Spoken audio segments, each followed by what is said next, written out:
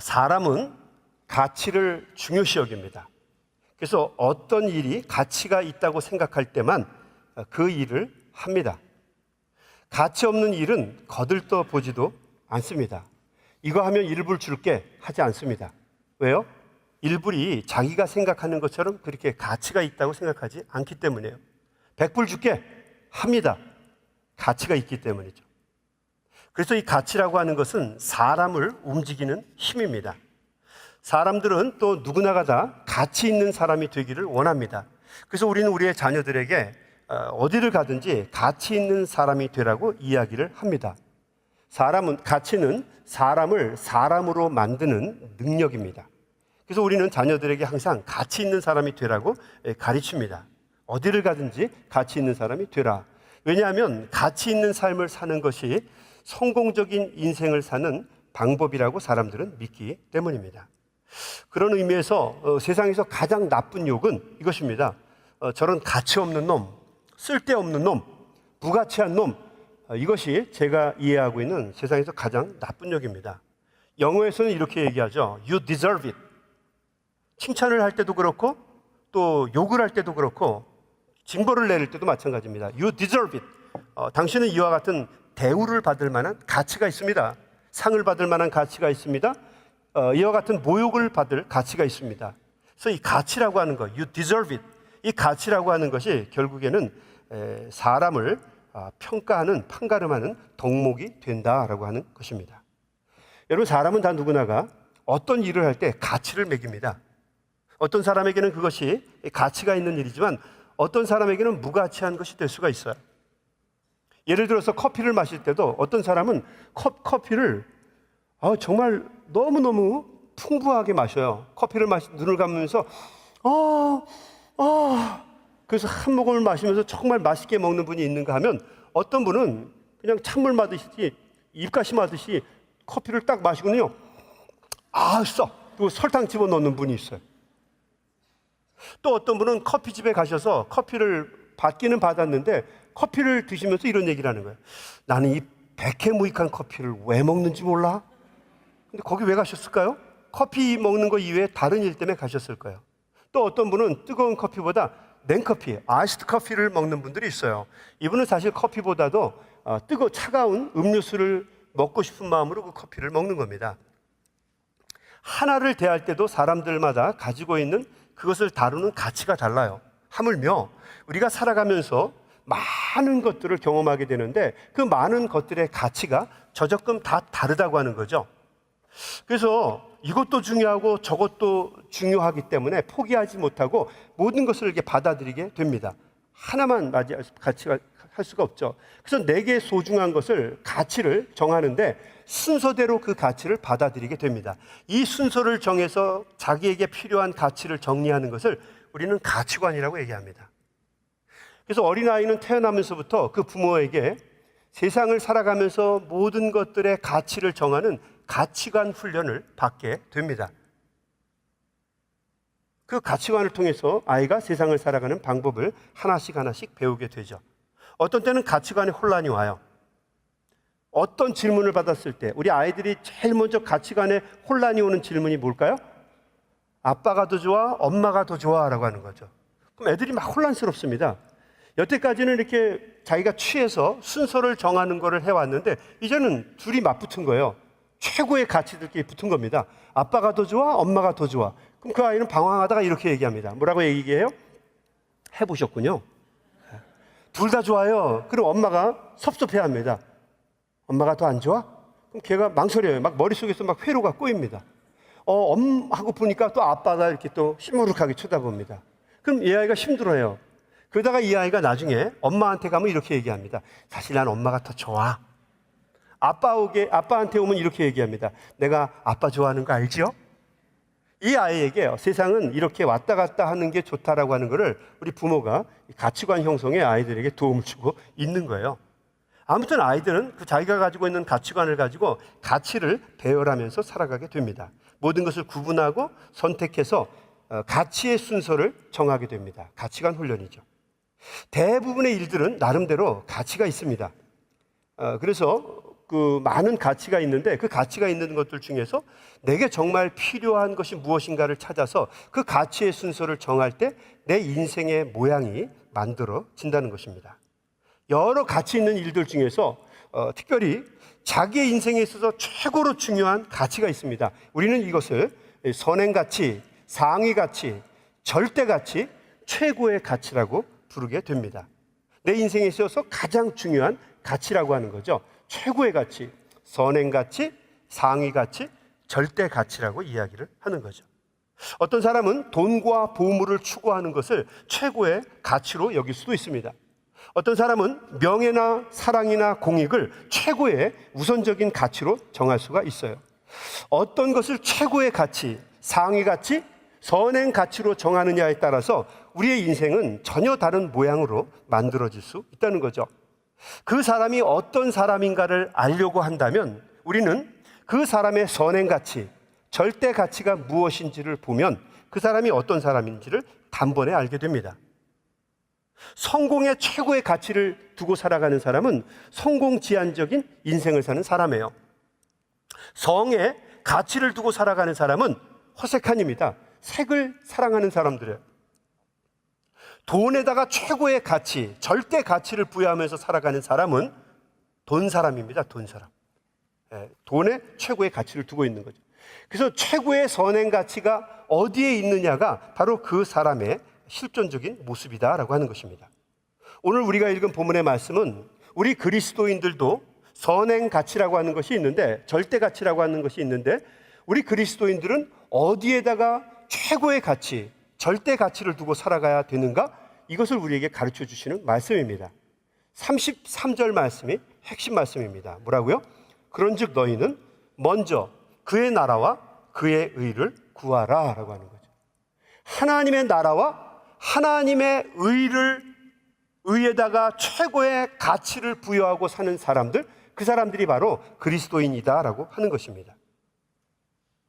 땅에 가치를 두고 살아가는 사람들, 여러분 이것도 나름대로는 가치가 있어요.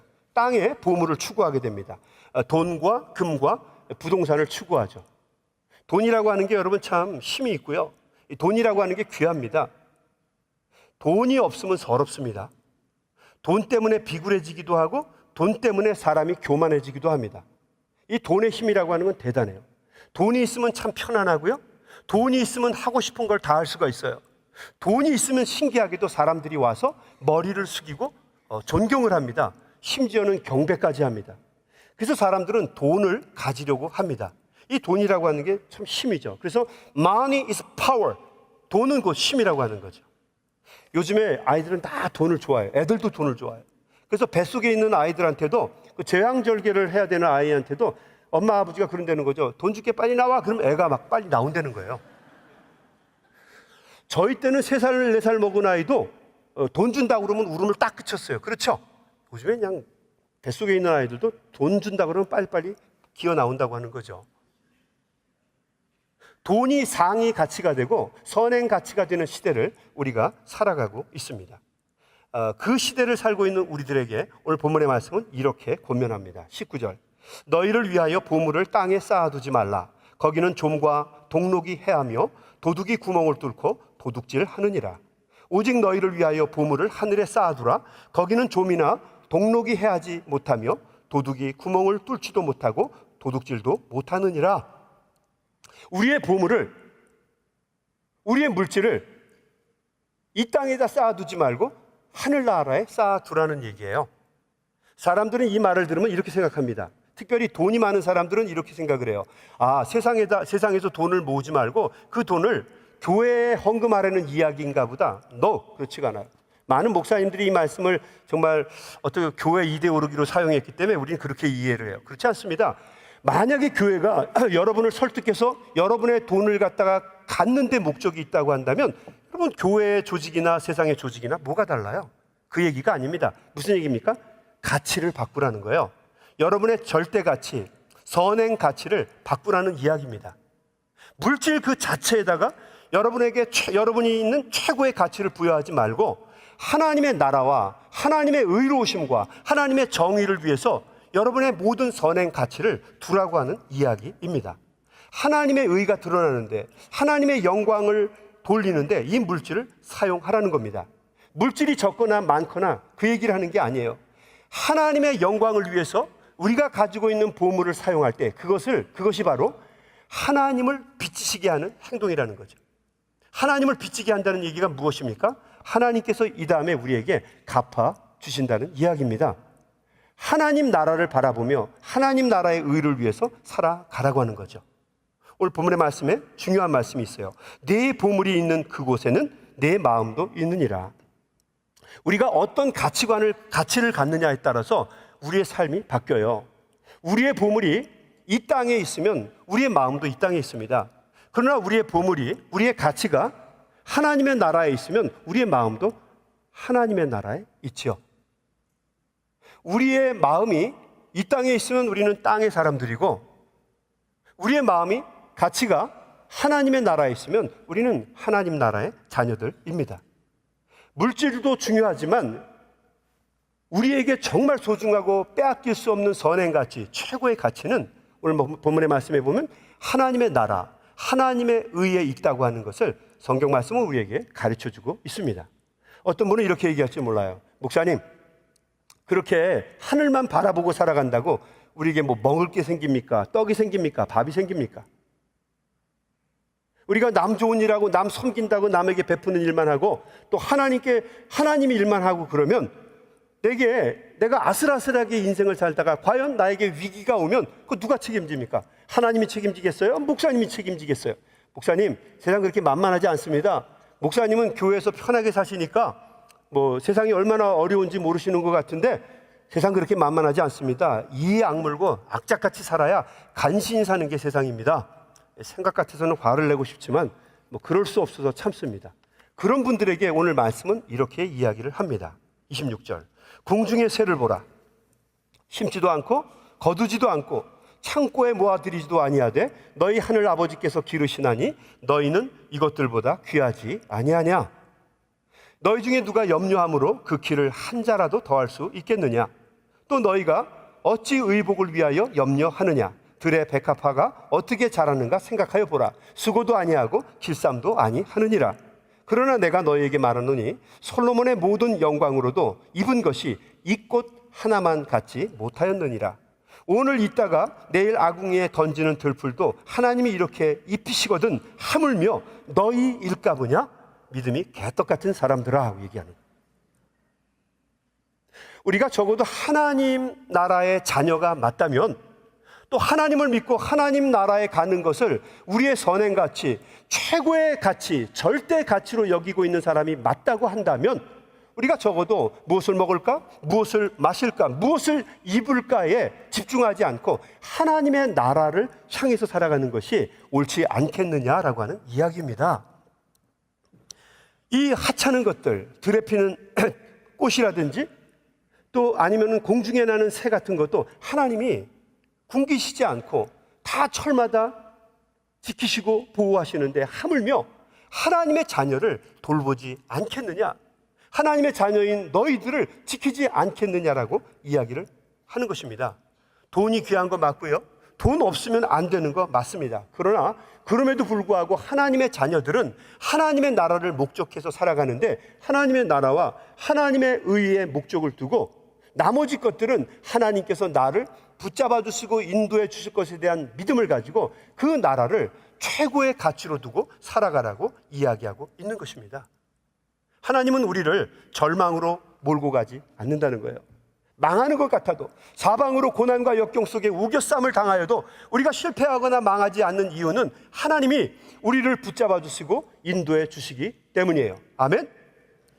그래서 오늘 본문의 말씀은 우리에게 이렇게 얘기합니다. 31절, 그러므로 염려하여 이르기를 무엇을 먹을까? 무엇을 마실까? 무엇을 입을까 하지 말아라. 이는 다 이방인들이 구하는 것이라 너희 하늘 아버지께서 이 모든 것이 너희에게 있어야 할 줄을 아시느니라. 돈 중요한 것도 알고요, 먹고 마시는 거 중요한 것도 알고요, 옷을 잘 입는 것도 중요한 거 하나님은 아세요. 근데 이것 때문에 비참하게 만들지 않고 너희를 어렵게 만들지 않고 죽지 않게 만들겠다는 거예요. 여러분, 하나님에 대한 그런 믿음이 있으시죠? 있죠? 그러면 우리 믿는 사람들의 자부심입니다. 하나님에 대한 믿음이 있어요. 적어도 하나님 나라를 향해 가는 우리 그리스도인들은 하나님께서 당신의 외아들 그리스도를 우리에게 주셔서 우리에게 구원의 기쁨을 줄 만큼, 당신의 외아들을 우리에게 주실 만큼 하나님은 우리를 사랑하신다는 거죠. 그 자부심과 긍지가 있으면 작은 것들에 연연하지 말고 적어도 우리는 하나님의 나라와 그 의를 추구하면서 살아가는 사람들이 되어야 된다라고 하는 거죠. 우리의 선행가치, 우리의 최고가치, 우리의 절대가치, 우리의 상위 가치는 적어도 하나님의 나라를 바라보며 나가는 사람들이어야 한다는 거죠. 여러분, 저는 참 목사지만 부끄러울 때가 참 많아요. 소위 목사라고 하는 사람이요, 어떤 때는 믿음이 적어서, 또 세상에 살아가면서 너무 힘든 일이 많다 보니까 믿음의 벽이 참 얇아져서 세상 사람보다도 못하게 살아갈 때가 너무 많아요. 너무너무 부끄러울 때가 많아요. 알아요. 나도 하나님이 나를 사랑하시고 붙잡아 주시고 알아요. 근데 목사라는 인간이 너무 부족한 거예요. 그래서 사람들 앞에서는 설교도 하고 사람들 앞에서는 권면도 하고, 그러지만 머릿속으로는요 고민도 하고 세상 때문에, 세상 문제 때문에 염려하고 그렇게 살아갈 때가 참 많아요. 너무너무 부끄러워요. 시간이 지나고 나면요 이게 다 해결되는 문제였더라고요. 죽지 않았어요. 시간이 지나고 나서 보니까 제가 염려했던 것보다 훨씬 잘 됐어요. 그런데도 불구하고 그걸 붙잡고 걱정하고 염려하고 밤새워서 고민한 거예요. 머리도 다 빠졌잖아요. 얼마나 부끄러운지. 어떤 때는 쥐구멍에 숨고 싶은 게 아니라 그냥 쥐구멍에 들어가서요, 바깥에다 그냥 도끼 다시지 하고 안 나왔으면 좋겠어요. 너무너무 부끄러워요. 또 성도님들이 와서 저한테 칭찬의 말씀을 해주시면요 정말 부끄러워요. 여러분은 어떠세요? 여러분도 그렇죠? 하나님의 자녀인데 적어도 하나님의 나라를 유업으로 받을 사람들이라고 하는 거 알면서도 본의 아니게 우리가 넘어져서 세상 것들에 집중하며 우리의 모든 소중한 가치가 세상에 집중되어 거기에 사로잡혀서 살아갈 때가 많이 있다고 하는 거죠. 여러분, 용기를 내십시오. 힘을 내십시오. 그리고 우리가 하나님의 자녀라고 하는 것을 기억하십시오. 하나님의 나라와 하나님의 의를 위해서 살아갈 수 있는 믿음을 새롭게 회복하는 귀한 역사가 있게 되기를 주님의 이름으로 간절히 축원합니다. 오늘 본문의 말씀은 우리 그리스도인이 구해야 될 것에 대해서 이렇게 얘기합니다. 그런즉 너희는 먼저 그의 나라와 그의 의를 구하라. 그리하면 이 모든 것을 너희에게 더하시리라. 그러므로 내일 일을 위하여 염려하지 말아라. 내일 일은 내일이 염려할 것이요 한날의 괴로움은 그날로 족하니라. 고난이 오고 어려움이 오고 내가 감당할 수 없는 여러 가지 역경이 와도 이것이 바로 내가 낙심하고 절망하지 말고, 이것이 바로 하나님께 영광을 돌리고 하나님의 의를 드러낼 수 있고 하나님의 자녀라고 하는 것을 사람들에게 증거할 수 있는 좋은 기회라고 삼고 믿음을 강화하고 영성 훈련을 힘있게 하라고 하는 말씀이죠. 여러분, 세상의 것들이 영원하지 않더라고요. 잠시 있다 사라져갑니다. 우리가 추구하고 최고의 가치로 섬기는 하나님의 나라는 영원해요. 아멘? 그러니까 그 나라를 바라보면서 우리가 열심히 믿음으로 살아가는 것입니다. 바라고 소망하기는 그 나라를 바라보면서 우리에게 주어져 있는 어떠한 역경과 고난도 이기고 여러분 반드시 승리하셔서 그 나라를 쟁취하시는 하나님의 종들이 다 되시기를 주님의 이름으로 간절히 축원합니다. 하나님의 나라에다가 목표를 정하면요 그 밑에 있는 모든 것들은요 이상하게 다 해결이 되더라고요. 예를 들면 이런 겁니다. 여러분 예전에 사랑해 보신 적 있죠? 그래서 결혼하셨잖아요. 그죠? 예전에 이런 결혼이나 조직 말고 사랑하셨을 때 있죠. 사랑하셨을 때. 옛날에 지금 말고. 지금 결혼 사랑 얘기를 하니까 딱 보더니 그러면서 이러고 아니 옛날에 지금 그분 이런 줄 몰랐을 때. 예? 그래서 사랑해서 결혼했잖아요. 여러분, 사랑에 빠지니까 어떻게 됩니까? 사랑에다가 우리의 선행 가치, 최고의 가치를 정하니까 나머지 것들은 안 보이죠? 그렇죠? 그러니까 실수하셔서 결혼들 하셨잖아요. 그런 겁니다. 내가 선행 가치의 최고로 하나를 정하니까 모든 것들을 다 이길 수가 있는 거예요. 우리 믿는 사람들은 하나님의 나라와 하나님의 의를 내 인생의 최고의 가치로 정하니까 그 주변에 있는 밑에 있는 모든 어려움이나 고난이나 작은 가치들을 능히 이길 수 있는 힘과 능력을 얻게 되더라는 거죠. 어떤 사람은 이렇게 얘기합니다. 목사님, 하나님의 나라가 소중하고 또 하나님의 의가 소중한 것을 알았습니다. 그런데 어떻게 하면 그걸 알 수 있을까요? 어떻게 하면 하나님의 의를 이루고 하나님 말씀대로 살아 하나님의 나라를 유업으로 받을 수 있을까요? 여러분, 하나님의 나라 또 하나님의 의를 가장 잘 드러내는 것이 무엇인가? 그것이 바로 성경입니다. 성경.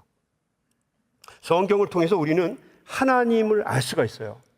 하나님의 뜻을 알 수가 있고 하나님의 나라에 가는 방법을 알 수 있고 하나님 나라의 자녀답게 살아가는 방법을 성경을 통해서 배우게 됩니다.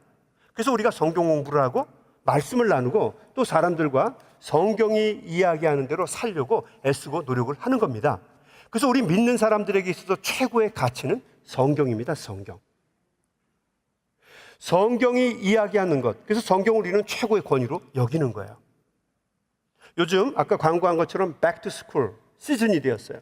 그래서 이제 학생들이 그동안 방학하면서 늘어졌던 생활 습관과 또 그 마음을 다시 되잡고 학교에 갈 준비를 하게 됩니다. 월마트나 오피스 디포 같은 데 가게 되면 자를 팔아요. 자를. 저도 이 자를 샀어요. 이 자는요 요만한데요, 접는 자예요. 30cm 자입니다. 30cm 자. 참 편해요. 접을 수 있으니까 늘 이렇게 가지고 다닐 수가 있으니까 편해요. 그래서 아이들이 공부할 때 이걸 끄집어내서 뭐 작은 것 재고 그러는 데는 괜찮을 거예요. 그런데 정밀한 것을 잴 때는 이 자가 그렇게 좋은 자가 아닐 거예요. 정밀한 것을 측량할 때는 좋은 자가 아닐 거예요. 왜냐하면 이 자는 자꾸 접어지거든요. 우리가 신앙생활하면서 살아갈 때 많은 이슈들, 많은 감당할 수 없는 어려움들, 고난들이 우리 앞에 오게 될 것입니다. 그때마다 이것이 하나님의 뜻인지, 내가 어떻게 이 문제를 해결해야 될지, 내가 어떻게 이 삶을 살아야 될지 우리가 자로 볼 수 있는 게 무엇입니까? 그게 성경입니다. 우리는 성경을 읽어보고 성경을 대입해보면서 하나님의 뜻과 하나님 나라의 백성답게 살아가는 방법을 이 성경을 통해서 배우는 거예요. 특별히 성경은 66권으로 되어 있어요. 우리 개신교에서는 이 66권의 성경을 정경, 캐넌이라고 부릅니다. 이 캐넌의 뜻은 뭡니까? 룰, 자예요, 자. 그래서 여러 가지 우리가 감당할 수 없는 아리까리한 문제를 만나게 되면 이 자처럼 성경을 펴서 보는 겁니다. 캐토릭에서는 이거 말고도 뭐 14개, 13개의 책을 갖다가 더 자기들의 경전으로 삼아요. 우리는 그것을 정경이라고 안 부르고 우리는 그것을 아포크리파, 외경이라고 불러요.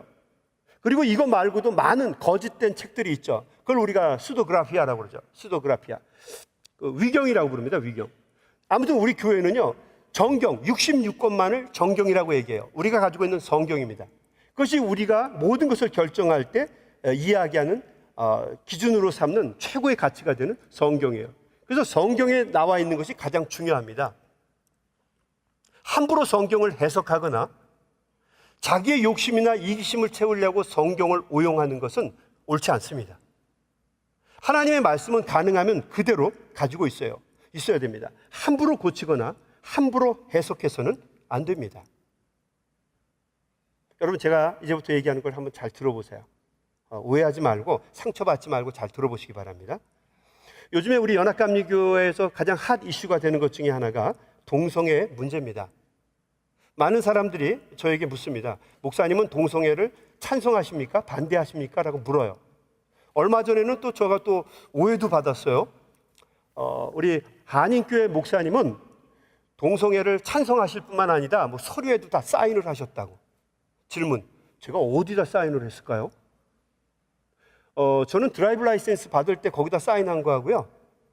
제 퍼스널 책 발행할 때 사인한 거밖에 없어요. 사인을 해본 적이 없어요. 저는 첫 번째 분명하게 얘기를 해드릴게요. 동성애를 저는 지지하지 않습니다. 제가 심하게 말할 수 있지만 혹시 여러분에게 상처가 될 수 있는 사람이 있을까 봐 저는 조심해서 여기까지만 말을 하겠습니다. 제일 중요한 것은 목사님이 찬성하느냐 반대하느냐가 아니에요. 제일 중요한 것은 무엇입니까? 성경이 어떻게 이야기하느냐예요. 성경이 옳다 그러면 옳은 거고 성경이 그르다 그러면 그른 겁니다. 거기에서 반대되는 것을 행하면 그 사람은 2단이에요. 많이 나가면 뭡니까? 3단이에요. 더 많이 나가면 뭐예요? 4단, 5단 되겠죠. 성경이 이야기하는 것대로 하면 됩니다. 왜냐하면 성경이 자이기 때문에요. 성경이 우리 모든 것을 측량하는 기준이기 때문입니다. 정경인 성경을 함부로 손대거나 함부로 해석하는 것은 옳지 않습니다. 이것은 마치 자를 줄였다가 늘렸다 하는 것과 똑같아요. 그래서 저는 그런 의미에서 성경을 알레고리컬하게 해석하는 거 저는 그렇게 좋아하지 않습니다. 성경을 타이폴로지컬하게 해석하는 거 저는 좋지 않아요.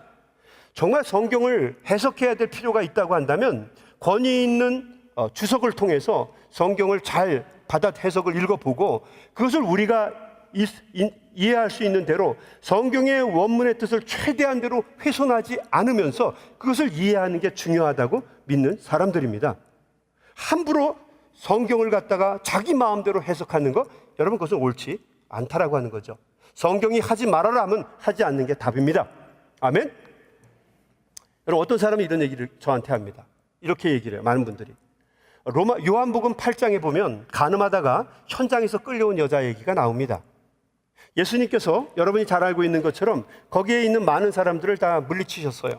어떻게 물리치셨는지 정확하게 나와 있지는 않지만 전하는 말에 의하면 예수님께서 땅에 앉아서 글을 썼다고 그래요. 죄 없는 자 먼저 돌로 쳐라. 그랬더니 사람들이 마음에 찔려서 서로가 다 돌을 놓고 돌아갔다고 이야기를 합니다. 여자와 예수님이 남았죠. 예수님께서 여자에게 물었습니다. 너를 정죄하던 사람들이 여기 있느냐? 여자가 얘기합니다. 아무도 없습니다.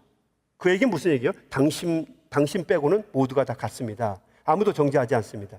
그때 예수님께서 여자에게 이렇게 얘기합니다. 나도 너를 정죄하지 않는다. 그래서 많은 사람들은 이렇게 얘기합니다. 예수님도 가늠하다가 현장에서 끌려온 여자를 정죄하지 않았는데 동성애가 그보다 나쁜 건 아니지 않느냐? 그러니까 예수님도 이 동성애자들을 정죄하지 않았을 것이다.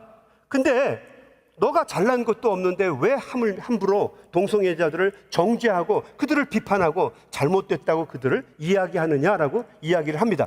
여러분 요즘에 이것이 큰 하나의 주류의 이슈 중에 하나예요. 왜 함부로 얘기하느냐? 왜 가스펠 오비던스를 하지 않느냐? 왜 비브리컬 오비던스를 하지 않느냐? 이런 이야기를 합니다. 왜 예수님의 뜻을 따르지 않느냐라고 얘기를 해요. 여러분 잘 들어보십시오. 저는 그 말에 어느 정도는 동의합니다. 예수님은 가늠하다가 현장에서 끌려온 여자를 정죄하지 않았어요. 맞습니다. 마찬가지로 예수님은 동성애를 가지고 살아가는 사람들을 예수님은 정죄하지 않을 것입니다. 왜냐하면 예수님은 사랑의 예수님이기 때문이에요. 예수님은 동성애를 앓고 있는 사람, 동성애를 가지고 있는 사람을 그 사람을 오히려 예수님은 긍휼히 여기시고 사랑으로 품어주시고 그를 위해서 기도해 주실 것입니다. 예수님은 분명히 사랑의 예수님이에요. 그런데 예수님이 그런다 할지라도 예수님이 그 사람을 품어준다고 하는 이것이 잘했다, 너의 성취향대로 살아라, 이렇게 이야기하는 것은 아니다라고 하는 거죠. 그러면 예수님은 그 여인에게 뭐라고 이야기를 할까요? 다시는 가서 이와 같은 죄를 짓지 말아라. 이제는 하나님의 나라와 하나님의 의를 위해서 살아라. 이렇게 이야기하지 않았을까요? 우리가 성경에서 나오는 예수님의 모습은 다 그렇습니다. 예수님은 한 번도 이런 것들에 가치를 두지 않으셨어요. 여러분 예수님은 최고의 가치, 선행의 가치를 하나님의 나라와 하나님의 의에 두셨어요. 그래서 예수님은 삭개오가 구원을 받았을 때 오늘 이 집에 구원이 임하였다라고 하나님께서는 기뻐하셨어요. 삭개오가 하나님 나라의 자녀된 것을 예수님은 기뻐하셨어요. 십자가에 달렸던 강도가 자기의 죄를 고백하고 주님을 받아들였을 때 주님은 너는 오늘 나와 함께 하나님의 나라에 있을 것이라고 이야기를 하셨어요. 또 예수님께서는 많은 병자를 고치실 때 병이 난 것으로 인하여 기뻐하지 말고 너희의 이름이 거룩한 하나님의 나라의 생명록에 기록된 것으로 인하여 기뻐하라고 이야기를 하셨습니다. 또 예수님께서는 오늘 이 집에 구원이 임하였다 기뻐하셨고 한 사람, 한 영혼이라도 소중히 여기셔서 그들에게 하나님의 나라를 전하는데 최고의 가치를 부여하셨어요. 성경에 보면 예수님께서 최고의 가치, 아니 그분의 모든 가치를 다 부여하셨던 것이 뭐냐면 하나님의 나라와 하나님의 의입니다. 마찬가지로 예수님은 동성애의 문제에 있어서도 하나님의 나라와 하나님의 의에게 초점을 맞추셨을 거예요. 질문 한번 해보겠습니다. 여러분, 예수님 시대에는 동성애자가 있었을까요? 없었을까요? 있었을까요? 없었을까요? 레위기에 보면 동성애자에 대한 기록이 있습니다. 사도 바울 시대였던 로마서 1장에 보면 동성애에 대한 이야기가 분명히 나와 있어요. 제가 여기서 뭐 부정적인 이야기, 긍정적인 이야기를 하려고 하는 것이 아닙니다. 예수님 시대에도 그것은 있었어요. 예수님은 그 사람들을 긍정했고 인정했기 때문에 말을 한 것이 아니라 예수님의 관심사가 아니었기 때문에 다른 것이 아니에요. 예수님의 주요 관심사는 뭡니까? 하나님의 나라예요. 하나님의 나라를 우리에게 유업으로 주기 위해서 하늘 보좌를 버리시고 종의 형체를 취하시고 이 땅에 오셔서 십자가에 달려 죽기까지 우리를 사랑하셨고 또 부활하셔서 우리에게 하나님의 나라의 주권자들이 될 수 있는 권세를 우리에게 주신 것입니다. 하나님의 모든 관심은, 예수님의 모든 관심은 하나님의 나라에 있었어요. 교회의 관심은 어디에 있어야 됩니까? 그러므로 하나님의 나라에 있어야 합니다. 예수님께서 동성애에 대해서 이야기하지 않은 이유는 그것을 묵인하셨거나 옳다고 생각해서 이야기하신 것이 아니라 그런 모습으로 태어났다 할지라도 이제는 가치관의 변혁이 일어나야 된다고 믿었기 때문에요. 이 땅에서 세상에 주어진 이 관심을 하나님의 나라로, 가치로 바꾸라고 주님께서 이야기를 하신 것입니다. 이것은 오늘 우리를 살고 있는 우리들에게도 똑같이 요구하시는 말씀이에요. 여러분, 우리가 동성애자가 아니기 때문에 마치 여러분들은 면죄부를 얻은 것처럼 착각하지 마십시오. 그 사람들은 성의 가치가 있는 것처럼, 이 땅에 성의 가치가 있는 것처럼 우리들은 세상의 물질이나 보아나 다른 것에 가치를 두르고 살아가는 사람일 수 있다는 거죠. 예수님께서는 동일하게 우리에게 우리의 가치를 바꾸라고 이야기하십니다. 이 세상의 가치에서 하나님 나라의 가치로 바꾸라고 이야기를 하세요. 가치를 바꾸는 것은 정말 어렵습니다. 이것은 혁명이에요, 혁명. 바꾸라는 거죠. 하나님의 자녀답게 바꾸라고 이야기를 하는 겁니다. 여러분, 세상을 살다 보면 여러 종류의 사람이 있습니다. 결혼 생활을 잘 하시는 두 부부가 있을 수도 있고 참 안타까운 일이지만 살다가 이혼하셔서 홀로 되신 분들도 있을 것입니다. 안타깝게도 사시다가 먼저 배우자를 하나님 나라에 보내셔 과부가 되신 분도 있을 것이고 호레비로 살아가시는 분들도 있을 것입니다. 참 안타까운 이야기지만 어떤 분은 동성애라고 하는 아픔을 가지고 태어난 분들도 있을 거예요. 그런데 기억하십시오. 어떤 모양으로 우리가 태어났든지 우리가 최고의 가치를 두고 살아가야 될 것은 하나님의 나라입니다. 우리는 그 나라를 목적해서 가는 거예요. 교회에서는 하나님의 나라를 이야기해야 합니다. 교회에서 성스럽지 못하게 성적인 이야기를 나눈다면 그것을 통해서 하나님의 몸된 교회를 나누거나 그것으로 성도들을 분리한다고 한다면 주님은 절대로 우리를 죄 없다 하지 않을 것입니다. 우리의 최고의 가치는 하나님의 나라입니다. 여러분, 시간이 금방 갑니다. 머지않아 우리가 하나님 앞에 서는 날이 금방 오게 될 것입니다. 그래서 우리는 최선을 다해서 하나님의 나라와 하나님의 의를 전하기 위해서 애쓰고 노력하는데 우리의 선행 가치, 상위 가치를 두고 살아가야 될 줄로 믿습니다. 신앙생활은 우리의 선행 가치를 이 땅에서 하나님의 나라로 바꾸는 가치관의 변환입니다. 여러분, 하나님의 나라, 하나님의 의에 선행 가치를 두시고 열심히 믿음으로 사셔서 하나님의 나라를 유업으로 받으시는 우리 믿음의 가족들이 다 되시길 주의 이름으로 축원합니다. 구약 성경에 나오는 사드락, 메삭, 아벳느고, 다니엘, 이런 사람들은 전부 다 자신의 상위 가치, 최고의 가치를 하나님 나라에 둔 사람들이에요. 그래서 사자굴이나 품물품 같은 데 들어갈 때도 자기의 목숨이나 이 땅의 가치들을 가볍게 이기고 자기 목숨도 헌신할 수 있었어요. 히브리서 11장에 나오는 많은 믿음의 열조들이 있죠. 이 사람들은 하나님 나라에 대한 최고의 가치를 가지고 있었기 때문에 이 땅의 작은 가치들에게 연연하지 않고 권력자들에게 아부하지 않고 자신의 구차한 목숨을 연명하기 위해서 믿음 팔아먹지 않고 끝까지 믿음 붙잡고 신앙의 삶을 감당해서 하나님 나라에 들어간 사람들입니다. 하나님의 나라가 우리의 최고의 가치가 되고 귀하다라고 하는 거죠. 여러분, 우리 인생은 둘로 결정이 됩니다. 마지막 날에 결국 하나님의 나라와 또 하나님의 의로 우리의 모든 인생이 정리되게 될 것입니다. 믿음의 생활을 하나님 나라를 향해서 끝까지 잘 감당하셔서 그 나라를 유업으로 받는 하나님의 귀한 종들이 다 되시기를 주의 이름으로 축원합니다. 제가 LA에서 사역할 때 이야기 하나 하고 말씀을 마치겠습니다. LA에서 사역을 할 때 장애우들과 만나는 기회가 참 많았어요.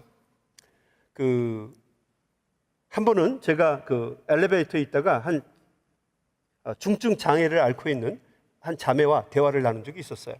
20살 정도, 20살이 조금 넘은 여자아이였는데 중증 뇌성마비, 아주 굉장히 심한 중증 마비였어요. 그래서 몸을 이렇게 오징어처럼 이렇게 꼬기도 하고, 또 말을 할 때 그 말도 잘 이렇게 편하게 하지 못하는 그런 장애였어요. 누워 있으면 좋을 텐데 간신히 휠체어를 타는 그 정도였어요. 그 자매가 저에게 이렇게 이야기를 했습니다. 여러분, 이 자매에게는요, 공부라고 하는 게 최고의 가치가 아니에요. 공부를 해서 높은 위치에 올라가는 거, 이 여자애는 관심이 없어요. 건강해서 오래 사는 거, 여러분들에게는 그게 축복이 될 수 있고 절대 가치가 될 수 있을지 모르겠지만, 이 자매에게는 그게 가치가 없어요. 지옥 같은 일입니다. 힘든 일이에요. 이 자매에게 있어서 최고의 가치는 무언가? 하나님의 나라예요. 장애를 가진 사람들, 특별히 장애 때문에 힘든 삶을 사는 가정들은요, 하나님의 나라가 결코 빼앗길 수 없는 선행가치, 상위가치, 절대가치, 최고의 가치입니다. 이 자매가 이렇게 물었습니다. 목사님, 이 다음에 하나님 나라에 들어갈 때 우리는 이 몸으로 부활하나요? 제가 그 자매에게 이렇게 이야기했어요. 하나님의 나라는 더 이상 이런 육신의 지배를 받는 곳이 아니다. 하나님의 나라는 이런 장애나 여러 가지 고통으로 더 이상 눈물을 흘리는 곳이 아니다. 거기는 우리 주님께서 왕으로 계신 것이다. 그곳에는 항상 평화와 기쁨과 감동만이 있을 것이다. 그곳에 가는 사람이 인생 최고의 승리자다. 나도 그곳에 가기 위해서 열심히 신앙생활한다. 너도 그곳을 향해서 열심히 믿음으로 살자. 그 자매가 그날 굉장히 울었어요. 막 울었어요. 그리고 저에게 이렇게 부탁을 했습니다. 목사님, 만약에 기회가 생겨서 여기에 오셔서 설교하시게 되면 항상 하나님의 나라만 이야기해 주세요. 그래서 저는 그 장애우 센터에 갈 때마다 많은 설교를 했는데, 그때마다 저는 꼭 하나님의 나라라고 하는 제목만 가지고 설교를 했습니다. 하나님의 나라는 우리에게 있어서 최고의 가치이고, 어떠한 고난과 역경을 당하는 모든 사람들에게 최고의 가치입니다. 장애를 갖고 있는 사람에게도 이것이 최고의 가치겠지만, 말씀을 전하고 있는 저에게도 최고의 가치입니다. 이제는 하나님의 나라와 하나님의 의를 욕심내면서 살아갈 때입니다. 여러분, 항상 겸손하게, 그리고 좀 더 낮아지는 모습으로, 섬기는 마음으로 주님의 자녀답게 하나님의 나라와 하나님의 의를 위해서 열심히 사셔서 이 다음에 하나님의 나라를 유업으로 반드시 받으시는 하나님의 귀한 종들이 다 되시기를 주님의 이름으로 간절히 축원합니다. 우리 한번 같이 기도하겠습니다. 하나님.